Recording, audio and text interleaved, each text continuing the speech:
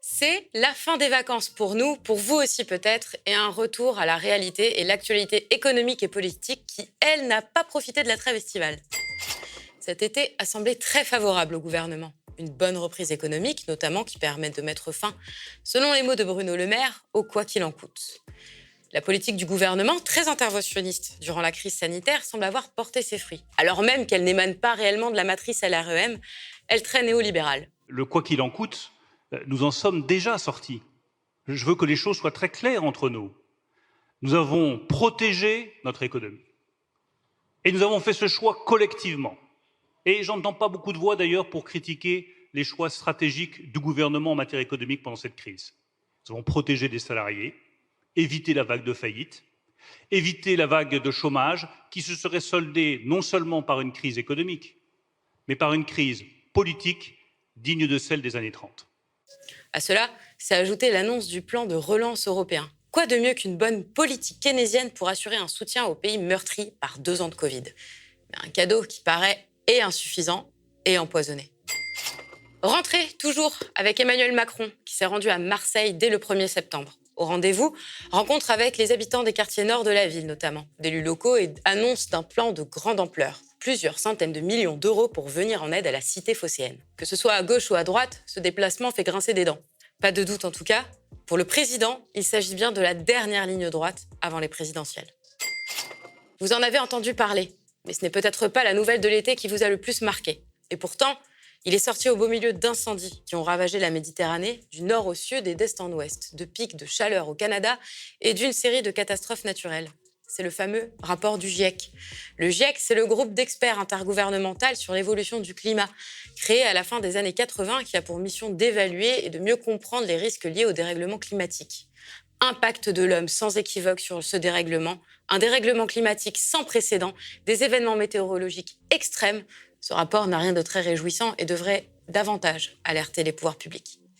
Bref, c'est la rentrée et on vous retrouve pour cette nouvelle saison avec Thomas Porcher.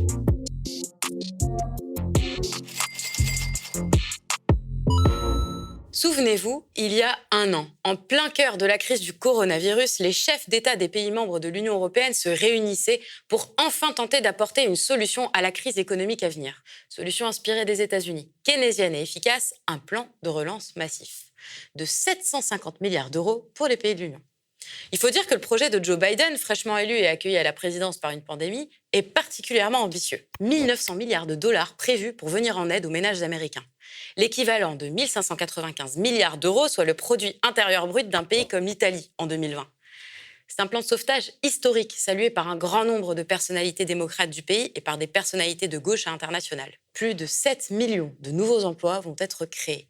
15 milliards vont être alloués pour la vaccination, 50 milliards pour les tests, 126 milliards vont aller aux écoles et 350 milliards aux collectivités locales.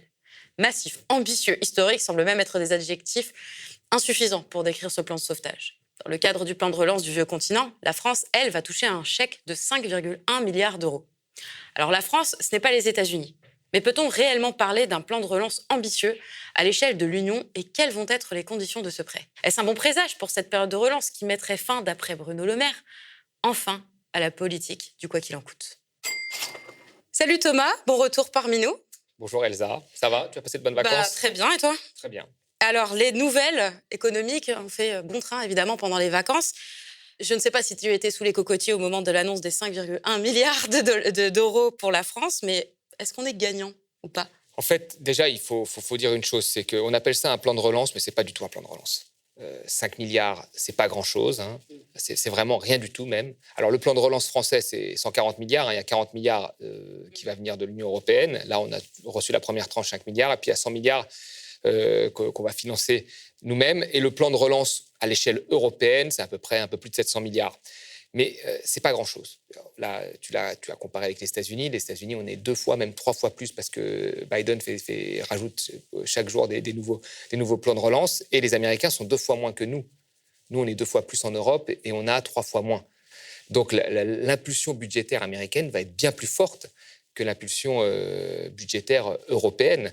Et donc, quand on voit les prévisions de croissance, même s'il faut manier ça avec attention, mais quand on voit les États-Unis, normalement, en 2022, ils sont à à un PIB supérieur de 8 points à celui de 2019, avant la crise du Covid, quand nous, on sera à 1 point de plus. Donc, non, ce n'est pas un plan de relance, ce n'est pas du tout suffisant, c'est plutôt même un plan de transformation, parce que, vous savez, en échange de cet argent qui nous est donné, derrière, en contrepartie, on nous demande de faire des réformes, notamment la réforme des retraites, la réforme de l'assurance chômage et le contrôle des dépenses publiques. Donc, on se donne l'apparence d'un changement qui est en fait un changement marginal, mais le fonctionnement de l'Union européenne et le raisonnement de nos dirigeants politiques est identique à celui que nous avons eu après la crise de 2008. Alors justement, tu nous parles des conditions de l'Union européenne à ces milliards. Lesquels sont-ils exactement? Il n'y a que la réforme des retraites et... Alors là, bon, ce qui nous a été mis en avant, c'est que pour la première fois, et c'est vrai, l'Europe emprunte, elle mutualise les dettes, c'est plus les pays qui empruntent chacun de leur côté. Donc voilà, pour eux, c'est un saut en avant, mais c'est des sommes, encore une fois, qui sont assez ridicules par pays. Et puis voilà, l'échange de ça, c'est quoi? Eh bien, c'est une série de réformes. Parce que dans la tête des Européens, comme dans la tête des grandes organisations internationales comme le FMI, quand on te prête de l'argent, il faut que tu t'assures d'un certain nombre de réformes qui, soi-disant, te placent dans une meilleure position pour pouvoir rembourser. Et ces réformes, c'est quoi? La France est engagée au contrôle des dépenses publiques dans le prochain quinquennat. Alors là, différents rapports, Arthuis, le rapport de la Commission des comptes, là, on va en parler tout à l'heure de la loi Woerth, Saint-Martin. Donc, c'est le contrôle des dépenses publiques, et puis c'est les réformes structurelles, notamment la réforme des retraites qui doit passer et la réforme de l'assurance chômage. Donc, c'est plutôt un plan de transformation qu'un plan de relance, en réalité. C'est je te donne un petit peu d'argent, pas énormément, hein, alors on appelle ça de la relance, c'est très bien. Alors, pour eux, c'est une révolution, mais j'imagine qu'ils étaient tellement dans leur tête coincés dans une politique économique libérale que ça peut sembler être une révolution. Mais en échange, c'est réforme et contrôle de la dépense publique. Et là, ça nous met dans la même configuration que 2008, parce que 2008, on a eu cette crise financière, on a fait une impulsion budgétaire, plan de relance, qui était déjà moins fort, moins élevé que celui des États-Unis. Hein. Les États-Unis, en 3 ans, sont revenus à leur niveau de richesse d'avant-crise. Nous avons mis 7 ans, 8 ans dans la zone euro. Pourquoi? Parce que nous étions partis sur un bon rebond et trop rapidement, nous avons pratiqué de l'austérité et vouloir réduire trop rapidement les déficits.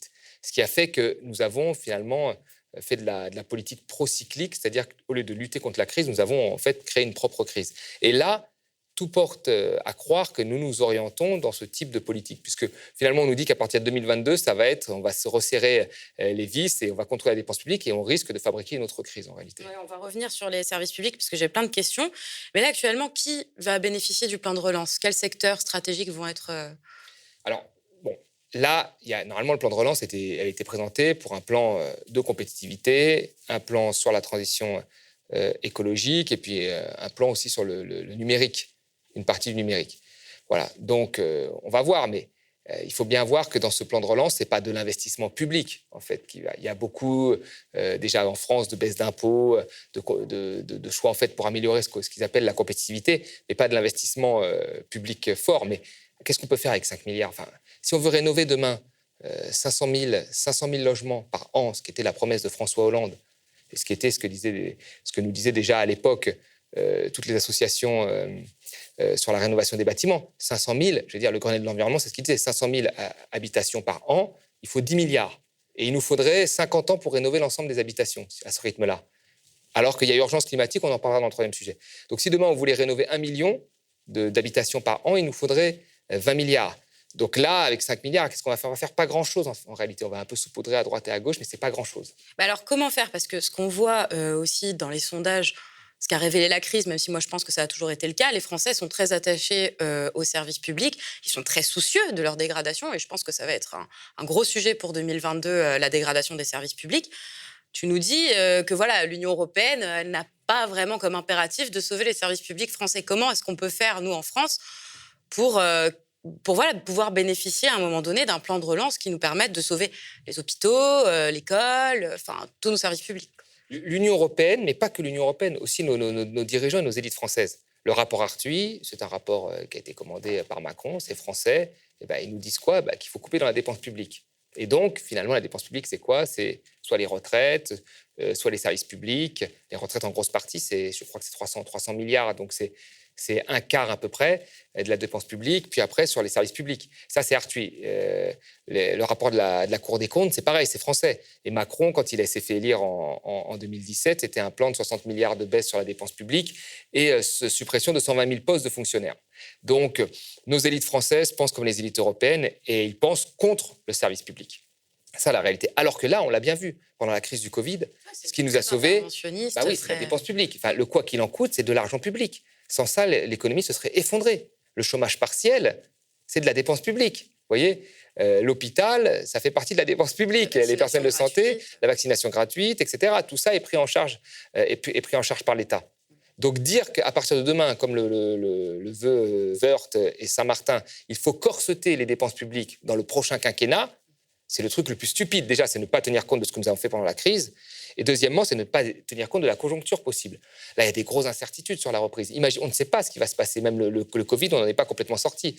Demain, il pourrait y avoir un scénario catastrophe avec un nouveau variant ou des nouveaux confinements un peu plus ciblés peut-être, mais quand même qui ralentiraient l'activité économique. Qu'est-ce qui doit combler ? Là, c'est le rôle de la politique contracyclique, les dépenses publiques. C'est un État planificateur aussi, ce que rejette un peu tout à fait. Et là, on va, je veux dire, corseter. Aucune règle économique dit qu'il faut corseter les dépenses publiques. Aucune règle économique dit qu'il faut qu'on soit à l'excédent. Je veux dire, ça fait 50 ans qu'on est certes en déficit budgétaire, mais les États-Unis, ils ont été 3 fois en excédent en 50 ans. Je veux dire, l'Italie n'a jamais été en excédent. Donc, je veux dire, les pays ne cherchent pas tous à être en excédent. Donc, nous, il y a des politiques comme ça qui n'ont aucune compétence économique, qui décident de s'en prendre aux services publics. Alors que c'est idiot. Demain, si on a une conjoncture qui ne repart pas assez vite, normalement, c'est la puissance publique, la politique contracyclique via les déficits qui doit soutenir l'activité. Sinon, ça s'effondre. Et là, et si on doit faire des investissements dans la transition énergétique ou dans l'hôpital ou dans l'éducation, c'est public, il faut les faire. Pourquoi corseter la dépense publique ? C'est idiot. Alors que des besoins sont là. On le verra avec notamment le déplacement, avec notre sujet sur Marseille. C'est une question un peu épineuse, mais est-ce que ce n'est pas un peu un cadeau empoisonné, ce plan, à un moment où les débats, même à gauche, sur le remboursement de la dette font rage ? Qui va rembourser ? Comment ça va se faire ? Alors, c'est déjà la première chose qu'il faut dire, il faut se calmer là-dessus, c'est que les dettes ont augmenté dans tous les pays du monde. Oui. Alors, je veux dire, si on était les seuls à avoir vécu le Covid, la question pourrait être plus légitime en disant, nous, on a augmenté nos dettes de 10-15 points, alors que les autres n'ont pas eu le Covid et ils ont une dette qui est beaucoup plus faible. Là, il peut y avoir justement peut-être un problème parce que les investisseurs vont pas vouloir acheter de la dette française ou on va avoir des taux d'intérêt qui vont augmenter quand on emprunte de l'argent. Sauf que là, tous les pays ont été frappés, toutes les dettes ont augmenté dans le monde. Toutes. Donc voilà, tout est relatif. Vous savez, sur les 10 dernières années, enfin entre 2007 et 2017, la dette a augmenté plus vite aux États-Unis et plus vite au Royaume-Uni que chez nous. Donc, il ne faut pas se laisser avoir par les discours pro-austéritaires, même pour 2022. C'est un épouvantail qu'on agite. Ces dernières années, sous Macron, on a retiré 50 milliards de baisse de rentrée fiscale par des cadeaux, notamment sur l'ISF, sur l'impôt sur les sociétés, sur la taxe d'habitation. 50 milliards, là, la dette, ce n'était pas un problème. Maintenant, pour mettre 3 à 4 milliards, mettre 1 milliard à Marseille, on dit « oulala, attention, il met énormément d'argent », on a retiré 50 milliards ces dernières années. Donc, il faut arrêter. Non, la dette n'est pas un problème, elle est soutenable et les dettes ont augmenté partout. Voilà, il faut regarder ça, veiller là-dessus, parce qu'on ne va pas... Mais en même temps, il ne faut pas en faire un problème. On peut encore aller chercher de l'argent à des taux d'intérêt extrêmement faibles. Alors, autre actualité économique, moi, ça m'a redonner un peu le sourire, peut-être, la fin du quoi qu'il en coûte de Bruno Le Maire. Oui. Une croissance à la hausse prévue pour la fin de l'année. Ça, c'est une bonne nouvelle. Alors, déjà, il y a une croissance de 6% qui est prévue, mais on a perdu 8% en 2020. Donc 8%, 6%, on n'est pas revenu au niveau initial. Ça, c'est la première des choses. Le quoi qu'il en coûte, il faut le dire, avec tous les défauts qu'il y avait, parce qu'il n'y avait pas de contrepartie, on a arrosé parfois des gens qui n'en avaient pas besoin, qui avaient de la trésorerie, qui auraient pu faire face. Donc il y a des choses qui ont été très mal faites. Et on a arrosé même des pollueurs, etc., d'argent public. Mais en même temps, dans cette situation-là, il fallait soutenir l'activité. Et c'est pour ça que nous avons mieux encaissé le choc, il y a eu le chômage partiel, etc. Il y a beaucoup de gens qui ont été, des intérims, qui ont été un peu, à mon avis, dans l'angle mort et qui ont mal vécu plus le premier confinement que les autres, parce que l'activité est maintenue encore, mais ont été jetés dans la précarité, les étudiants, etc., où il aurait fallu rallonger un peu, pour moi, quelques lignes dans le quoi qu'il en coûte. Mais globalement, ça a permis de soutenir l'activité. Maintenant, moi, ce qui me fait peur, c'est que si ce quoi qu'il en coûte, on l'arrête trop rapidement, alors que nous ne sommes pas revenus à notre niveau d'activité, il peut y avoir, notamment pour les PME, des faillites en chaîne. Parce qu'il y a des prêts garantis, il y a des reports de charges, il y a des gens qui ont du mal à retrouver leur activité. On n'est pas encore sorti du Covid. Je veux dire, après, là, on est dans la dernière ligne droite pour les présidentielles. Donc, on peut s'attendre à ce que le gouvernement continue un peu de soutenir. Ouais, mais il a l'air de faire l'inverse. Ils ont l'air de vouloir faire l'inverse, là. Donc, c'est un pari qu'ils font. Je pense que dans le programme que doit donner Macron pour satisfaire une partie des dirigeants européens, mais également des dirigeants, on va dire, du patronat, c'est de montrer qui sait gérer la boutique, qui tient compte des déficits, qui tient compte de la dette, etc. Moi aussi, j'en tiens compte. Mais je dis juste que là, si on arrête trop rapidement le quoi qu'il en coûte, on peut faire comme on a fait à l'époque de 2011, c'est-à-dire, en fait, recréer une autre crise de toutes pièces. Parce que si l'économie ne repart pas comme elle doit repartir, s'il y a un nouveau variant, on ne sait pas, on ne peut pas savoir, parce qu'on n'est pas encore sorti du Covid, vous voyez, s'il y a des confinements locaux pour X ou Y raison, comme on le voit aujourd'hui en Guadeloupe et en Martinique, il va y avoir un problème sur l'activité économique. Et s'il y a un problème sur l'activité économique, les premiers qui vont subir des pertes sont les petits, les PME. Et là, ça peut être assez dramatique.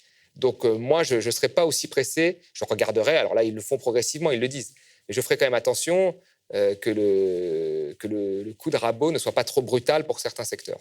Donc on ne va pas tirer les bonnes conclusions de la crise de 2008. La crise de 2008, c'est exactement ce qu'on a fait. C'est-à-dire qu'on avait vraiment... Les États-Unis sont allés à 10% de déficit pour soutenir leur activité. Ils s'en foutaient des déficits. Nous, on était à 5, 6, 7. On a commencé à avoir peur. On s'est dit, là, il faut arrêter le soutien parce qu'on était sur la phase du rebond. Au début, on suit la même chose que les États-Unis. C'est-à-dire qu'on est tombé avec la crise, on rebondit. Et là, les États-Unis, eux, ils continuent, ils montent. Ils retrouvent en 3 ans leur niveau de richesse d'avant-crise. Et nous, on met après, avec cette austérité, on met à peu près 6-7 ans à retrouver ce niveau d'avant-crise. Et donc, entre 2007 et 2017, vous avez 1,5 million de chômeurs en plus en France, parce qu'il n'y a pas suffisamment de soutien. Vous voyez, c'est quand même difficile. Donc, on a mis un temps fou.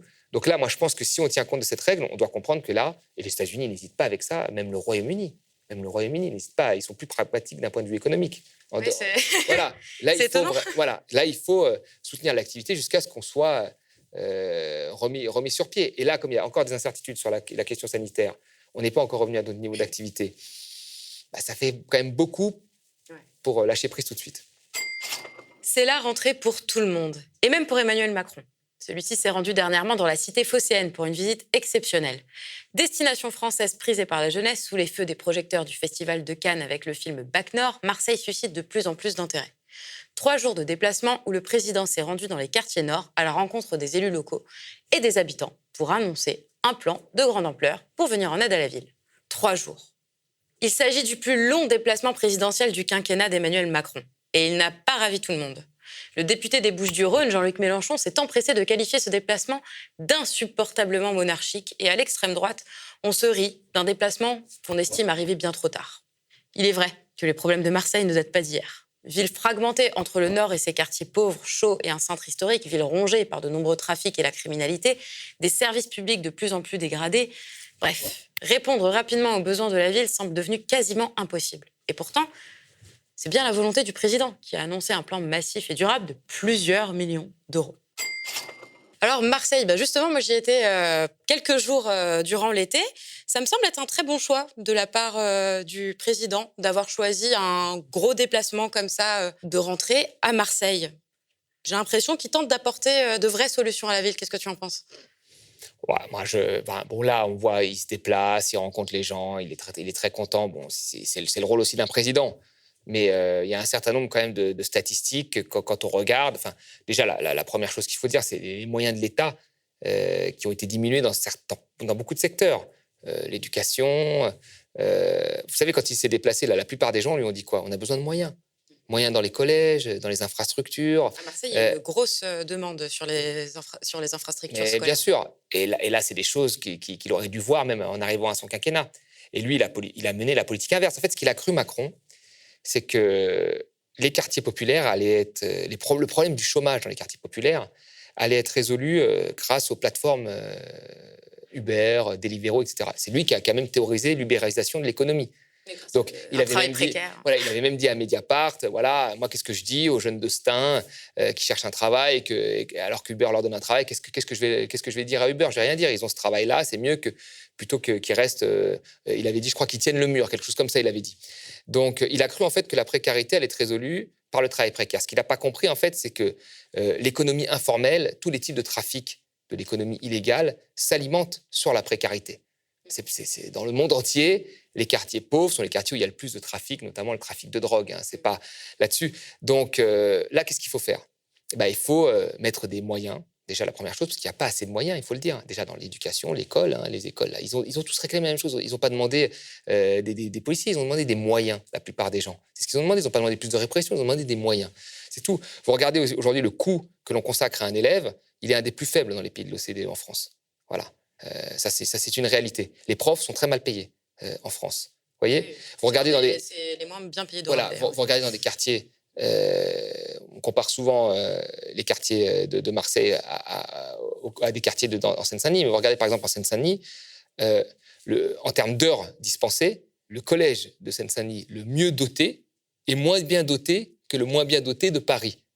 Vous voyez, donc le mieux doté en termes d'heures dispensées est en dessous du moins bien doté à Paris. Il n'y a aucun investissement donc voilà, il y a des inégalités qui sont énormes. Vous voyez, et ça, je ne suis pas sûr que la politique de Macron, qui visait à précariser, à flexibiliser le marché du travail, donc à flexibiliser la partie des gens qui vivent à Marseille, qui sont employés ouvriers dans ces quartiers-là, c'est ça majoritairement, et qui sont en CDI. Ça, là, on fragilise leur situation.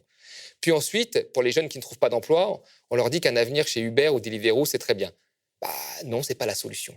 Derrière, il faut des investissements massifs et ça va prendre du temps. Et lui, il a cru que ça allait être ça la solution. C'est pas un travail très protégé. C'est pas un travail protégé. Je veux dire, c'est pas la précarité qui permet. Enfin ce qui est grave, c'est que l'économie informelle et le trafic de drogue est la première entreprise qui emploie dans ces quartiers-là. Et ça, c'est un vrai problème. Ça, c'est un vrai problème. Je veux dire, les chiffres d'affaires de la drogue, c'est le chiffre d'affaires de multinationales. Et donc, qu'est-ce qu'on oppose à ça?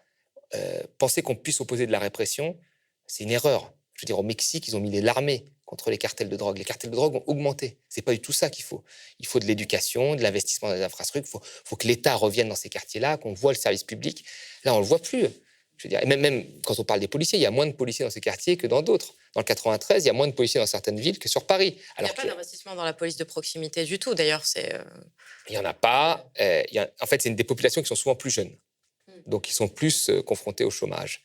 D'accord? Et c'est des populations qui sont plus précaires. Donc, normalement, là, il faut de l'investissement dans la formation, dans l'éducation, il faut dans les loisirs, la culture. Enfin, il faut tout faire pour que ces jeunes-là, dans la précarité, avec des taux de chômage 3 fois plus élevés dans ces quartiers, des taux de pauvreté parfois jusqu'à 50%, ne soient pas aspirés aussi facilement par l'économie informelle qui leur offre un revenu et des emplois. Donc toi, tu crains que s'il y a des investissements qui soient faits à Marseille, ils ne concernent que la police et que ce ne soit pas un véritable plan Bon, déjà, 1 milliard, ce n'est pas grand-chose. Oui. Voilà. Deuxièmement, il faut être sûr que ces investissements aillent là où on veut qu'ils aillent. Voilà. Et il faut qu'ils aillent dans les... Enfin, 1 milliard, c'est rien, parce qu'une piscine... Enfin, vous avez vu, moi, j'ai vu une statistique sur des enfants de ces quartiers-là qui ne savaient pas nager à Marseille. Ils vivent à Marseille, ils ne savent pas nager. Vous voyez, ils vivent près de la mer. Pourquoi il n'y a pas de piscine municipale? Il n'y a rien. 1 milliard, c'est rien. Vous voyez, qu'est-ce qu'on va faire? Un petit coup de peinture sur 2-3 écoles? Enfin, c'est pas possible. Non, mais c'est pas suffisant. Pour une ville qui a des gros problèmes comme ça, avec des taux de pauvreté aussi élevés, avec des taux de chômage aussi élevés, bon, là, si les entreprises privées n'arrivent pas à leur donner des boulots, il faut que ce soit l'État qui leur donne du travail. Et comment on leur donne du travail? Justement, en ayant un plan d'infrastructure, de construction, de rénovation, en employant des jeunes et ainsi de suite. Il faut que l'État retrouve, voilà. Et puis, il faut que, via l'éducation, on voit que pour cette jeunesse-là, l'éducation est un investissement. Voilà, et pas un coût. Or là, on a géré tous les services publics, pas avant Macron déjà, mais Macron a été encore plus dans cette logique. On a géré tous les services publics comme si ce n'était pas des investissements, mais comme si c'était un coût. L'hôpital, avant la pandémie, c'était un coût, il fallait faire des économies, 1,2 milliard en 2018, on s'est rendu compte que non, c'était un investissement. Là, l'éducation, ça doit être un investissement. Il y a des quartiers plus difficiles où il faut qu'il y ait une offre d'éducation, de formation qui soit un peu plus adaptée parce qu'on est dans des quartiers plus difficiles. Je veux dire, la Courneuve, moi, c'est une ville que je suis, je répète toujours cet exemple-là parce qu'il m'a marqué. On a des taux de pauvreté très proches de ces quartiers à Marseille, 50% de la population, 3 fois plus de chômage.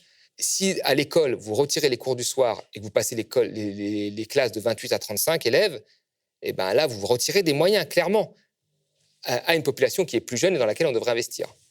Alors oui, tu le disais, la dégradation des services publics à Marseille, c'est une catastrophe. On est en 2019, on a assisté à une catastrophe en plein centre-ville d'un immeuble rue d'Aubagne, en plein centre-ville, qui s'est totalement effondré.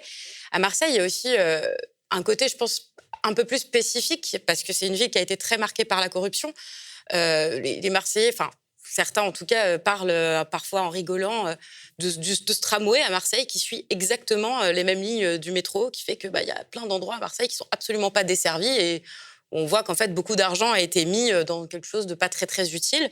Est-ce que, pour répondre à cette question-là, ce serait pas plus logique que ce soit l'État directement qui s'occupe de relancer un peu l'activité à Marseille, d'investir, etc., et non pas les collectivités territoriales, pour justement limiter les problèmes de corruption?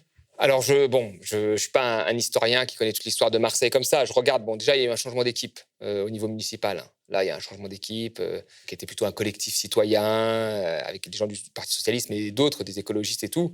Ils ont l'air d'être beaucoup plus investis sur ces questions-là, en tous les cas, peut-être que ne l'étaient les précédents, même si, encore une fois, je n'ai pas une connaissance parfaite de la ville de Marseille. Mais ce que je vois, c'est que sur les collectivités locales, on a eu une politique très forte d'économie qui a été menée sous François Hollande à partir de 2015, qui a été poursuivie plus fortement sous Macron.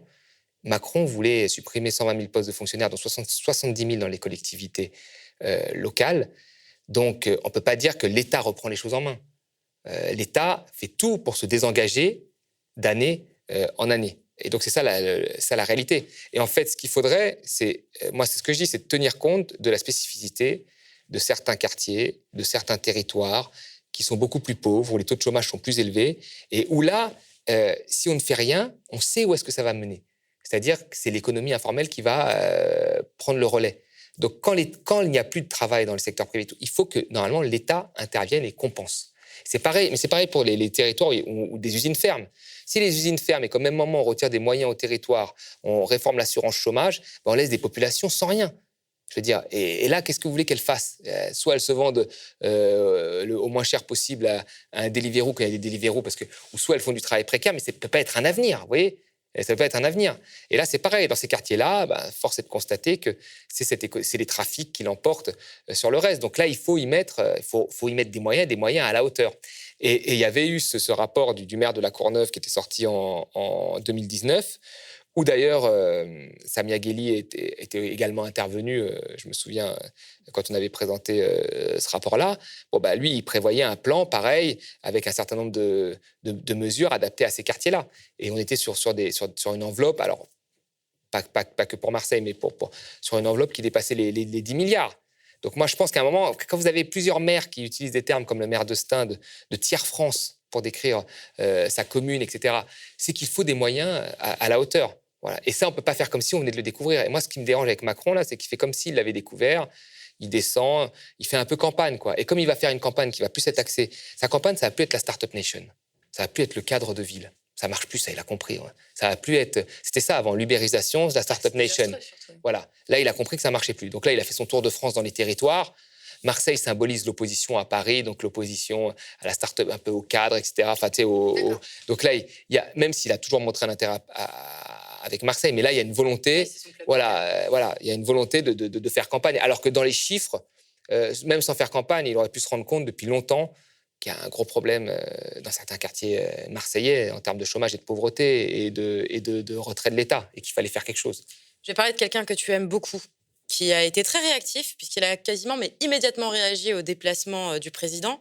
Il faut tout raser, tout repeupler autrement à Marseille, nous dit Manuel Valls. Il avait déjà annoncé, quand il était Premier ministre, un plan d'aide pour Marseille. Oui, tout à fait. Je ne pense pas que... raser, c'est quand même quelque chose de... C'est quelque chose... Effectivement, il y a des grands ensembles qui étaient prévus pour quelques années et qui existent encore aujourd'hui, qui ne sont pas rénovés et qu'il faudrait probablement rénover. Après, le raser, repeupler, j'aime pas ce type d'expression, me gêne très fortement. Parce que la question, ce n'est pas qui habite dans ces quartiers-là. C'est quels emplois ils ont, quelle offre ils ont pour l'éducation, quelle offre ils ont pour... Parce que vraiment, vous regardez quel logement ils ont, etc.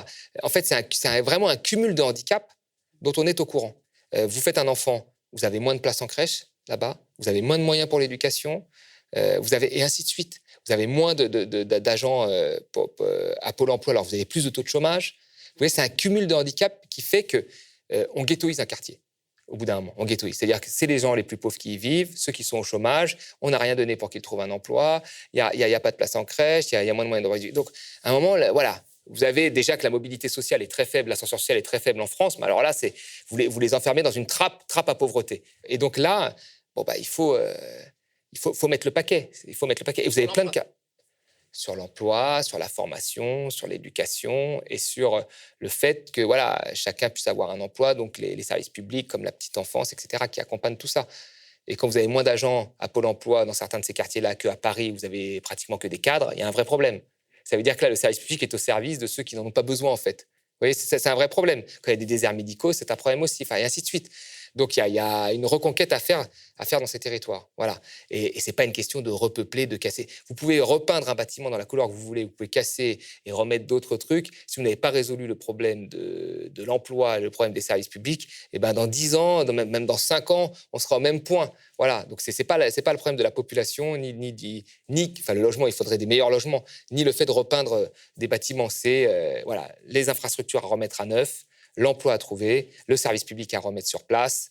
Et après, voilà, peut-être qu'on aura une... Mais la répression et le déplacement de population, je pense pas... Enfin, voilà. Moi, j'ai du mal avec se dire qu'il y a un type de population qui est problématique et un type qui n'est pas problématique. C'est des conditions qui vous fait que vous devenez problématique et pas un type de population. C'est un rapport sur la crise climatique publié le 9 août 2021 qui devrait tous nous alarmer. Le climat change partout dans le monde beaucoup plus vite que prévu et les catastrophes naturelles semblent d'ores et déjà se multiplier. 234 scientifiques de 66 pays sur la base de plus de 14 000 études alertent. Il n'y a pas de quoi être optimiste. Et les engagements des accords de Paris en 2015 semblent déjà caducs. Un réchauffement non pas de 2 degrés est attendu, mais de 4 à 5 degrés. Il n'y a plus aucun doute, la crise climatique aura bien lieu. Mais cela ne semble pas davantage intéresser les pouvoirs publics. Pourtant, disséminées ça et là, les déclarations des membres du gouvernement y font bel et bien référence. Alors Thomas, le rapport du GIEC, c'était clairement pas la bonne nouvelle. Comment est-ce que ça a été perçu, selon toi, dans le champ médiatique, par les concitoyens ? C'est sorti, je crois, quasiment le même jour que la signature ou que l'arrivée de Messi au PSG. Donc, l'actualité a beaucoup parlé de Messi. Bon, non, ça a été quand même traité, mais c'est traité vraiment, alors que ça devrait être vraiment la boussole de nos politiques économiques. C'est très central, là, parce que là, on n'a qu'une seule planète vivable. S'il y a un problème, c'est fini, quoi. Donc là, ça devrait être vraiment la boussole. Et en même temps, ça passe entre une actualité avec Messi qui arrive et un cambriolage qu'il y a eu dans telle maison, je ne sais où. Et au milieu, vous avez le rapport du GIEC qui dit que c'est catastrophique. Et puis, on passe à autre chose. Donc, je pense qu'il y a beaucoup de gens qui n'ont pas pris la mesure, en fait, de ce rapport-là. Et ça, c'est un vrai problème. Moi, j'imagine aussi qu'à l'échelle nationale, c'est difficile de se sentir si impliqué. Enfin, on peut en tout cas se sentir désœuvré, parce que les discours très culpabilisants contre les citoyens français, etc. Bon, quand on sait que, déjà, on n'est pas le pays le plus polluant au monde, loin de là, il y a quand même des géants de la pollution, ouais. Et que, évidemment, en tant qu'individu, c'est compliqué de se sentir un petit peu écrasé par tout ça. C'est difficile de savoir comment répondre à ça, quoi. Donc, Mais oui, et surtout que, en fait, la culpabilisation de l'individu, c'est la seule politique qui est mise en place depuis une dizaine d'années. Ça, ouais.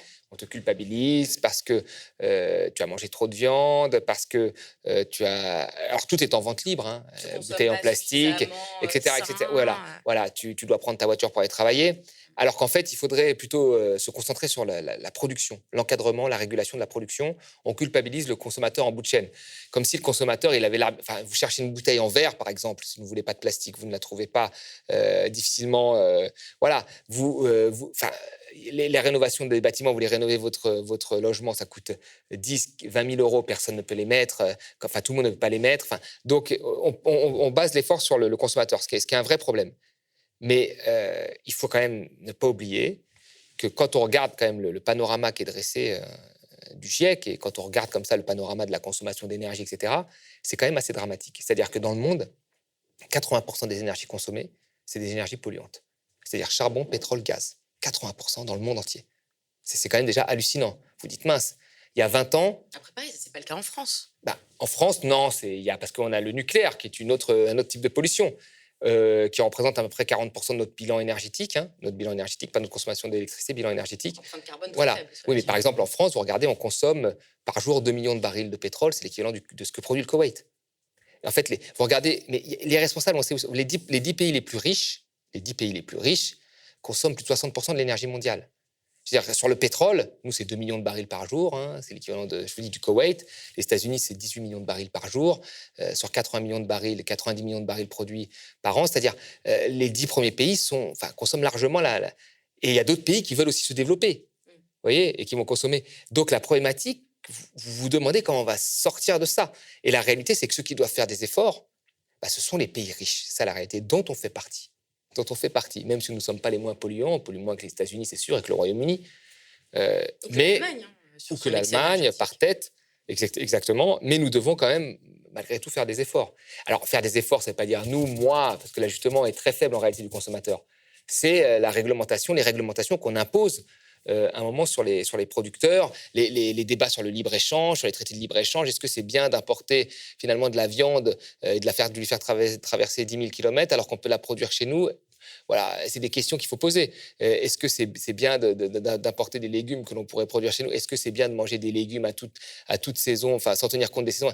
Il y a quand même tout plein de choses comme ça qu'il faut reposer tout et remettre tout à plat, parce que là, la situation est de fait catastrophique. Quelles mesures d'urgence seraient à prendre là, mettons, hypothétiquement, tu es ministre, quel serait tout de suite là quelque chose à faire pour pouvoir répondre? Alors, la première chose, moi, c'est que j'arrêterais, déjà, je stopperais toute signature de traité de libre-échange. Je stopperais ça. Voilà, j'essaierai de localiser au mieux. Mais je regarderai en fait quelles sont les grosses dépendances en termes de... Parce qu'on a des dépendances parfois sur certains produits. Je regarderai si c'est essentiel ou pas. Parce que est-ce qu'on a besoin d'avoir tout le temps des kiwis? Enfin, vraiment, il y a une question... Non, mais c'est vrai, il y a des questions. Non, c'est vrai, de la mangue... J'arrêterai, en tous les cas, tous les traités de libre-échange, parce que là, je pense que ça ne va pas dans le bon sens. Je ferai en sorte que les banques arrêtent de financer des projets climaticides, comme on dit. C'est-à-dire, aujourd'hui, tout le monde est conscient que sur les réserves prouvées de pétrole et de gaz, on doit en laisser 2 tiers sous terre, de celles que l'on a prouvées, qui sont accessibles. Pas celles qui sont possibles, celles que... Et pourquoi on finance des projets pour aller voir si nous avons du pétrole à plus de 1500 mètres de profondeur en Guyane? Est-ce que ça sert à quelque chose? Puisque déjà, sur les réserves prouvées, on doit laisser 2 tiers sous terre. Donc moi, ce type de financement, je les stopperai tout de suite. Donc j'interdirai aux banques de faire des financements dans les énergies fossiles. Voilà. J'interdirai, parce que nous avons des réserves prouvées qui nous permettent déjà de rouler, etc. Ça ne veut pas dire qu'on ne roule plus du jour au lendemain, mais ça veut dire qu'on ne cherche plus des investissements de 5-10 ans dans des pétroles non conventionnels ou du offshore très profond. On arrête ça. Je rénoverai les bâtiments, très fortement. Là, comme je l'ai dit au début, je mettrai 1 million de rénovations. Il y a 25 millions d'habitations à rénover. 1 million de rénovations par an. Ça coûte 20 milliards. Je les mettrai avec de l'argent public, puisque finalement, le privé n'y va pas, les consommateurs n'y vont pas suffisamment. Donc, il faut combler avec de l'argent public. Ça crée de l'emploi non délocalisable. Quand le bâtiment va, tout va en France, c'est ce qu'on dit. Donc, tout irait bien. Je ferai ça. Puis après, j'essaierai pareil, un certain nombre, après sur la pollution, interdiction de bouteilles en plastique, vraiment des régulations très fortes sur les entreprises qui savent s'adapter quand on les régule en réalité, quand il n'y a pas ce jeu de chantage. Et puis après, j'essaierai de développer l'économie circulaire. Donc il y a un certain nombre de mesures, parce que c'est pas une seule... En fait, aujourd'hui, le problème, c'est que les seules mesures mises en place et défendues par les économistes, c'est un marché du carbone.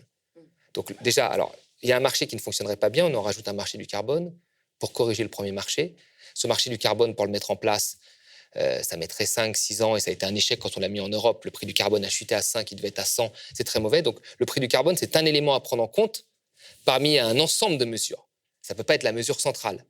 Et les premières mesures, c'est d'investir, encore une fois, la rénovation des bâtiments, la régulation des grandes entreprises, l'arrêt du libre-échange, la limitation, la voiture qui consomme moins, les petits moteurs, ainsi de suite, le développement des transports en commun. Il y a plein de choses que l'on peut faire, vous voyez. Le numérique aussi qui a sa part de pollution parce que là on veut encore faire une transition avec le numérique, mais le numérique qui pollue énormément en termes d'émissions de CO2, comment on limite ça et ainsi de suite. Donc il y a un tas de choses qu'on peut mettre en place, mais c'est un vrai défi technologique. Et puis moi je pense qu'il y a un certain nombre de gens aujourd'hui qui se rendent compte que ça peut plus fonctionner comme ça. Alors, il y a des mesures qui sont possibles, tu viens de nous le dire, mais alors pourquoi, comment encore une fois, à droite comme à gauche d'ailleurs, on nous parle encore de la taxe carbone. Parce que... Sur les ménages. Sur les ménages. Parce que on part du principe que réglementer la production, c'est-à-dire imposer des contraintes aux producteurs, et encore une fois, un producteur, on peut lui dire... des étudiants de grandes universités américaines ont demandé aux pétroliers, ils ont dit, vous avez tant de réserves, vous ne pouvez en utiliser qu'1 tiers. Quel est votre stress test financier? C'est-à-dire, comme vous savez que vous valorisé en fait, vos réserves, c'est un produit financier, vous les valorisez dans votre bilan, ce qui fait que l'action de la compagnie vaut un peu plus cher. Vous valorisez ça dans vos bilans, et des étudiants ont demandé, vous êtes climato-sceptique? Non. Vous croyez au climat? Oui. Alors qu'est-ce que vous allez faire de vos réserves pétrolières, puisque vous n'allez pas pouvoir toutes les utiliser? Faites-nous des scénarios. Les mecs ont dû répondre. C'est ça. Oui, c'est des étudiants américains qui ont fait ça, de grandes écoles américaines. Donc c'est ça, en fait. Il faut dire aux entreprises, aux multinationales, que maintenant, voilà, ça va être fini pour des raisons climatiques. Si elles ne sont pas climato-sceptiques, elles doivent s'adapter. Et en général, quand on leur pose des contraintes, elles s'adaptent. C'est vrai, elles s'adaptent. Oui, bien sûr. On le voit bien. C'est que les gens, aujourd'hui, ne veulent pas poser de contraintes, désarment l'État et donnent encore plus de pouvoir en baissant la fiscalité, ainsi de suite, en déréglementant les marchés des capitaux, le marché du travail. Elles donnent beaucoup plus de pouvoir, finalement, aux entreprises et aux profits de court terme qui ne sont pas viables avec une lutte contre le réchauffement climatique. Donc moi, je réglementerai très fortement ces entreprises. Aujourd'hui, la réforme les réformes à mettre en place doivent être faites sur les grandes entreprises qui doivent s'adapter pour que l'alignement entre, on va dire, les profits, activités soit relié à celle de la lutte contre le réchauffement climatique, ce qui n'est pas le cas aujourd'hui. Et comme on part du principe que ça, c'est impossible, on va dire il faut que le consommateur s'adapte. Et aujourd'hui, vous avez des entreprises tellement puissantes qu'elles peuvent vous dire, je vous l'ai dit, il y a une pub d'un jeans célèbre qui vous dit quasiment n'achetez plus de vêtements. Et c'est ça, sa pub. Et en même temps, il a des boutiques dans le monde entier, il produit dans les conditions les pires. Et voilà. Et d'autres boissons gazeuses peuvent vous dire ne buvez pas de sucre, alors qu'il n'y a que du sucre dedans, mais vous achetez quand même. Donc ça, le problème, il est là. Voilà. C'est là qu'il faut taper. C'est la fin de l'Instant Porcher. Merci de l'avoir suivi avec nous, d'être de nouveau au rendez-vous pour cette prochaine saison qui s'annonce très riche. Cette émission, comme toutes les autres émissions du média, est financée par nos donateurs et nos sociaux. Pour nous aider, n'hésitez pas à faire un don aux médias. Et nous, on vous retrouve lundi prochain.